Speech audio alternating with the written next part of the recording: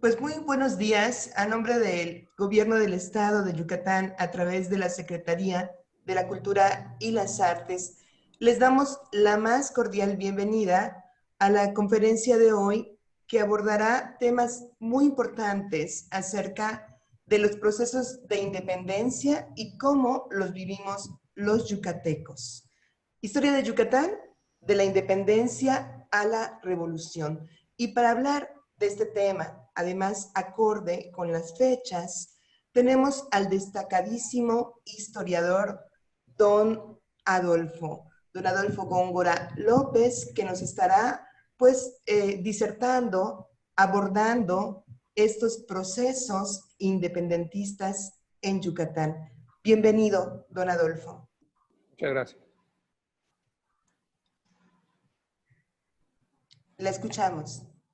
Para iniciar este tema tan importante en nuestra entidad federativa, habríamos que comentar pues desde el inicio cómo se origina toda esta situación, ¿verdad? No olvidemos que España en ese tiempo estuvo gobernado por dos dinastías europeas. La primera fue de los Habsburgo austríacos y la segunda fue la de los Borbón franceses. Entonces, se puede decir que los movimientos independentistas se empiezan a iniciar a partir del siglo XVIII, cuando muere el último Habsburgo sin dejar descendencia. Entonces, la Casa Real llama a los Borbón para que sea el rey Borbón Felipe V el que inicie la dinastía borbónica en España y en las colonias americanas. Esto nos favoreció mucho porque los Borbón empezaron a hacer cambios radicales, ya sea en contra o en favor de sus colonias, más que nada en contra. Entonces, ¿qué es lo que sucede acá? Bueno, pasa de que ya el germen intelectual de los movimientos independentistas entran en vigor. ¿Por qué? Bueno, una parte muy importante de esta situación fue dentro de la iglesia, los propios jesuitas, habían progresistas y liberales entre ellos. Otra parte que hay que reconocerlo es la masonería europea, que llega a América y también empieza a ayudar en los movimientos de independencia de las colonias americanas. En Yucatán sucede también cosas muy importantes. Por ejemplo, el vallisoletano Pablo Moreno Triay, que era un filósofo liberal, empieza a dar clases en el seminario conciliar de aquí de Mérida. En ese seminario se empieza a gestar el liberalismo de ese tiempo que hasta nuestras fechas existe. Pablo Moreno Triay choca con el director del seminario, que era un sacerdote pues muy conservador, pero hay otros sacerdotes de la misma índole de Pablo Moreno Triay que lo apoyan.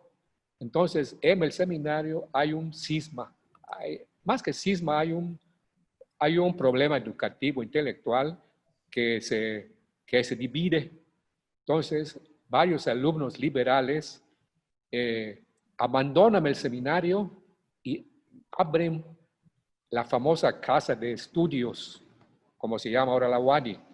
Esta casa de estudios estuvo situada exactamente, hay una placa ya, en la calle 67 con 62 en la esquina. Hay una placa ya. Entonces, allá se van los seminaristas de ideas liberales y los conservadores pues se quedan en el antiguo seminario.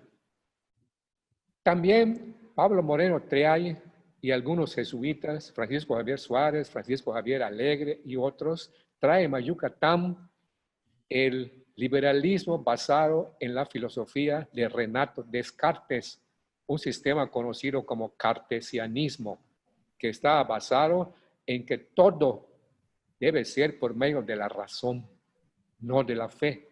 Todo conocimiento debe ser razonable y comprobable, si no, pues no se puede aceptar. Entonces aquí ocurre pues otro problema en que la filosofía escolástica, que era la enseñanza conservadora de la Edad Media, empieza a decaer y el cartesianismo, el liberalismo empieza a subir. Esto ocasiona también problemas intelectuales en Yucatán, pero los liberales empiezan a ganar terreno. En esos mismos años surge el gran sacerdote de San Juan, Vicente María Velázquez, don Lorenzo de Zavala, don Matías Quintana, el padre Jiménez, llamado el padre Justiz, que abrazan la línea del progresismo, del liberalismo francés. Y el padre Velázquez, que inclusive era muy radical, exige que las tierras quitadas a los mayas, que fueron, como él decía, robadas por la conquista española, sean devueltas a sus legítimos dueños, al pueblo maya. Esto, en ese tiempo del siglo, era un escándalo terrible. Entonces, a este grupo se le llamó el grupo de los sanjuanistas. Hay estatuas de todo este grupo en el parque de la colonia campestre. Allá están los sanjuanistas, hombres que influyeron mucho en la independencia de Yucatán, sufrieron cárcel. Varios de ellos fueron trasladados a San Juan de Ulúa, la cárcel terrible que estaba ubicada en Veracruz. Todavía existe, pero ya no es cárcel, claro. Pero regresaron a Yucatán a seguir peleando por estas ideas. Con este problema, entonces surge un partido, el Partido Conservador llamado Rutinero. Ese partido, pues, se opone a todo cambio, como el conservadurismo siempre lo ha hecho, se opone a todo cambio y empiezan a pelear contra los sanjuanistas liberales. Todo esto continúa, haciendo una aclaración muy importante. La independencia de Yucatán se llevó a cabo sin disparar una sola bala, sin violencia de ninguna especie.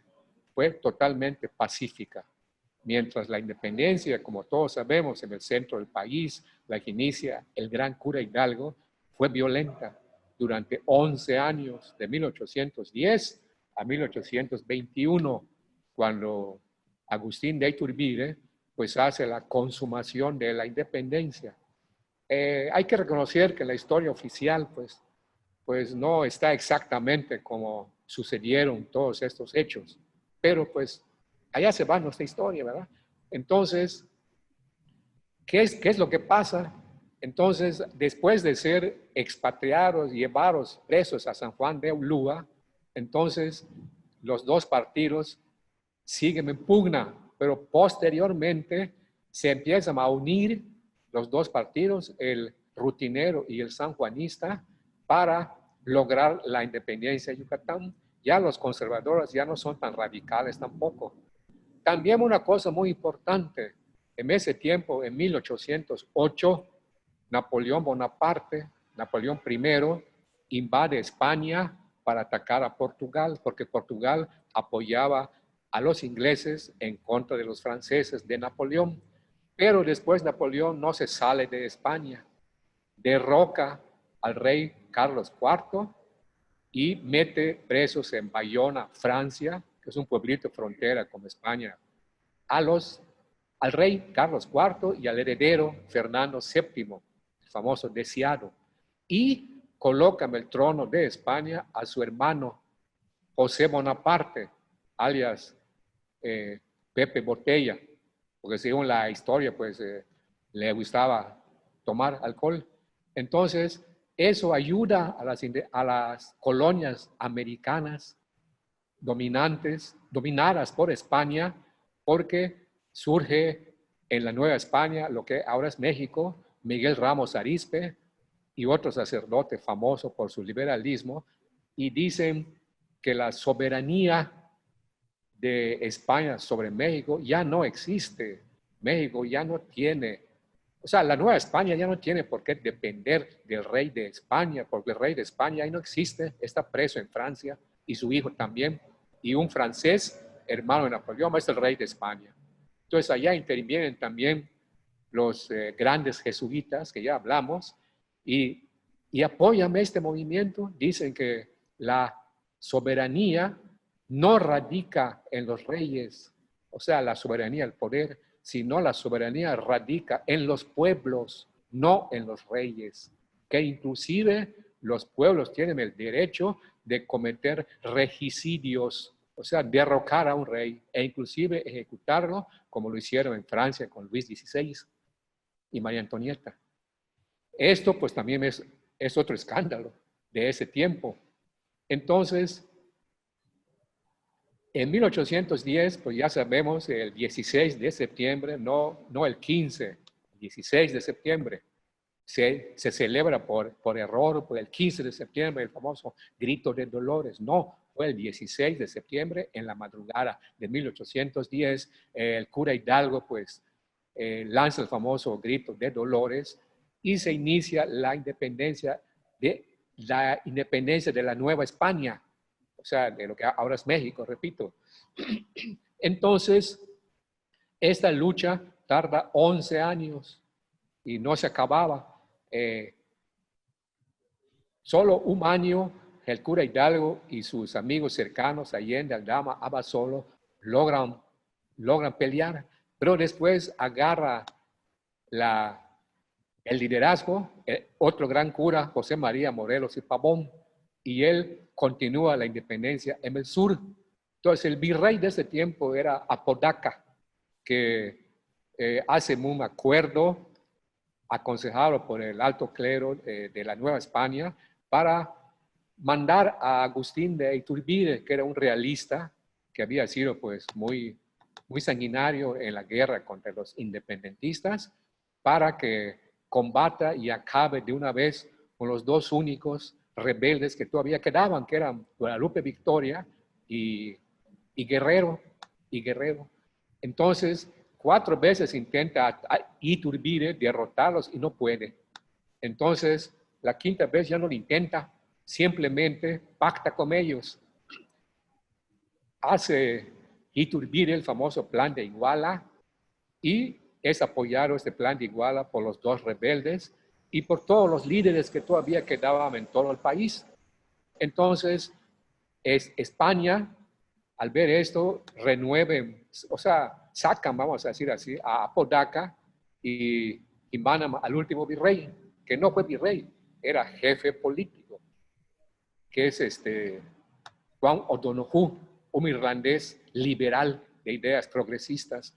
Entonces, al llegar O'Donoghue a México, se entrevista en Córdoba con Iturbide y ese famoso plan de Iguala lo ratifican y lo amplían con los llamados tratados de Córdoba, que desgraciadamente tanto el plan de Iguala como los tratados de Córdoba decían que México se iba a declarar independiente de España, pero constituyendo un imperio mexicano, no una república como quería el gran Morelos, sino un imperio mexicano.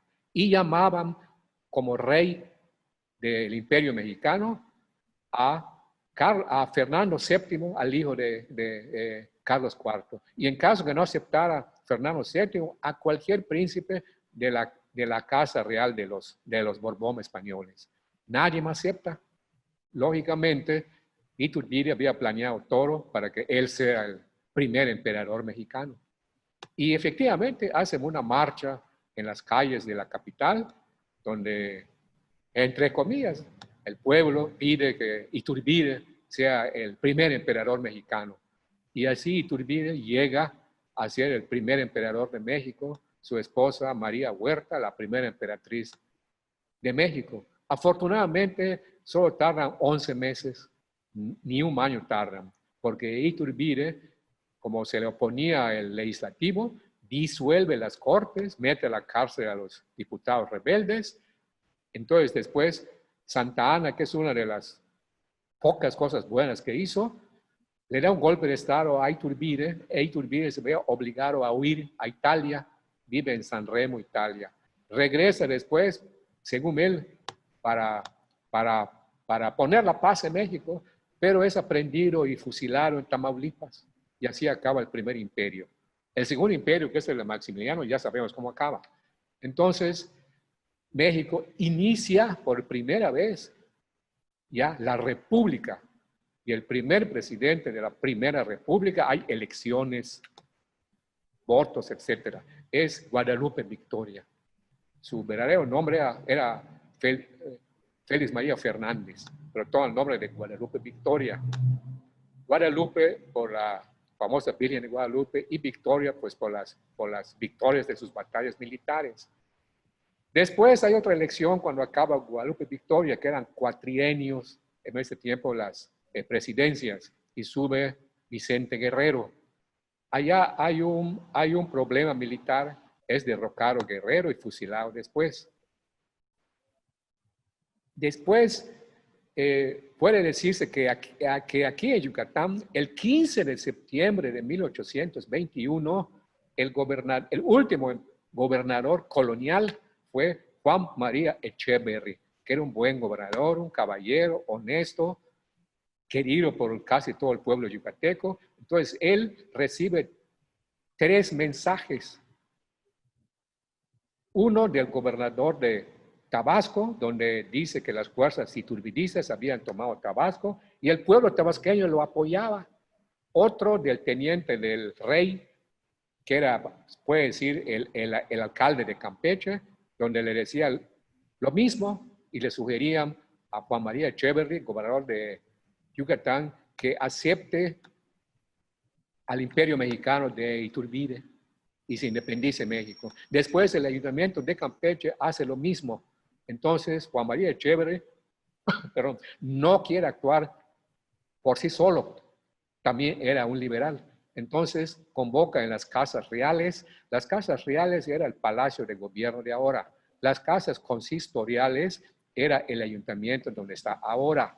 Entonces convoca a todas las fuerzas vivas, al obispo, a la diputación provincial, a todos los diputados, a los regidores, a los empresarios, comerciantes, etcétera, y les dice la situación.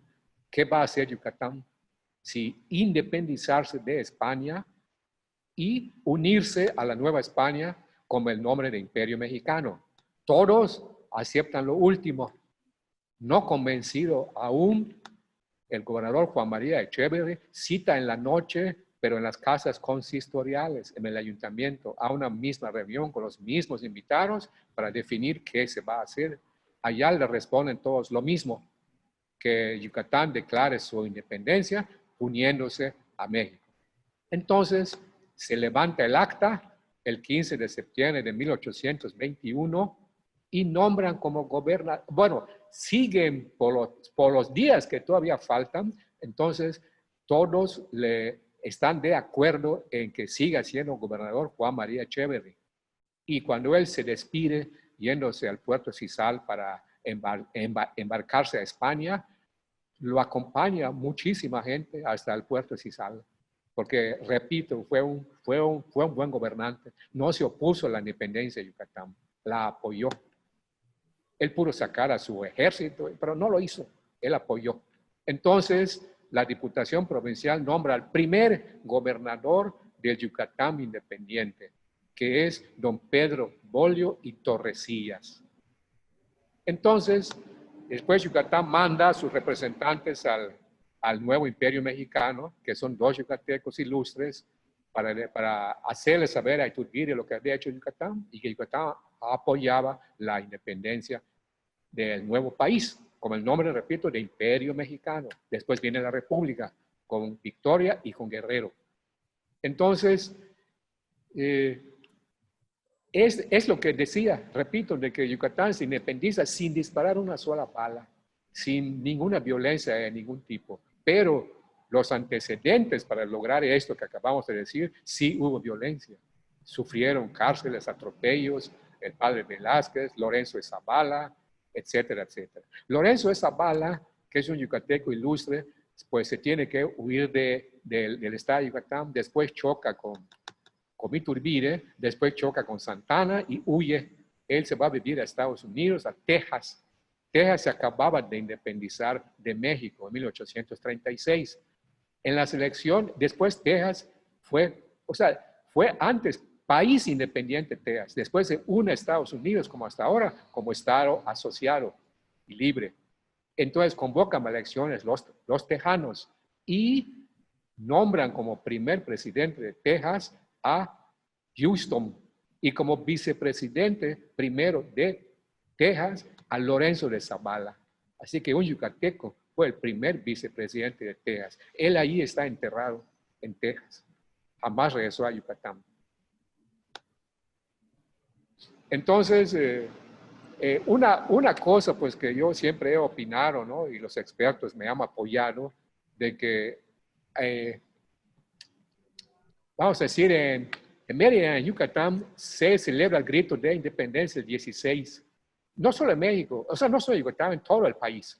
Entonces, esto pues debe ser el 15, se celebra el 15, debe ser el 16, porque el grito de que hizo el cura Hidalgo fue el 16 de septiembre en la madrugada. Y otra cosa, después el gobernador en turno, el que esté, va al ayuntamiento para celebrar la independencia de Yucatán, pero no se lee el acta de independencia de Yucatán. Y yo opino que se debe leer en el ayuntamiento, porque allá fue donde se hizo y se decidió que Yucatán sea independiente de España.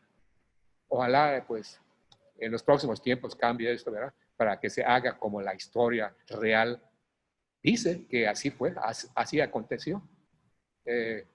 Y ya se nos va el tiempo. Muchísimas gracias por haberme oído. Espero que les haya interesado. Estoy a sus órdenes. Agradezco mucho a la doctora Ena Evia y al maestro Luis, el director de esta biblioteca Cepeda Peraza. Muchísimas gracias. Estoy a sus órdenes. Pues muchísimas gracias, don Adolfo. Siempre hablar de la historia es apasionante y, por supuesto, escucharlo usted, pues nos podríamos quedar muchísimo tiempo, rememorando y escuchando todos sus conocimientos. A nombre de la Secretaría de la Cultura y las Artes del Gobierno del Estado de Yucatán, les damos pues nuestro agradecimiento por estar aquí en presencia, en la virtualidad, y les invitamos a estar muy pendientes de todos los eventos que se han programado desde el programa de cultura en línea, así como del canal de YouTube Sedeculta. Estaremos en próximas ocasiones pues programando cosas, algunas actividades en línea a través de estos medios. Muchas gracias. Muchas gracias, a sus órdenes, doctora. Juntos transformemos Yucatán. Gobierno del Estado.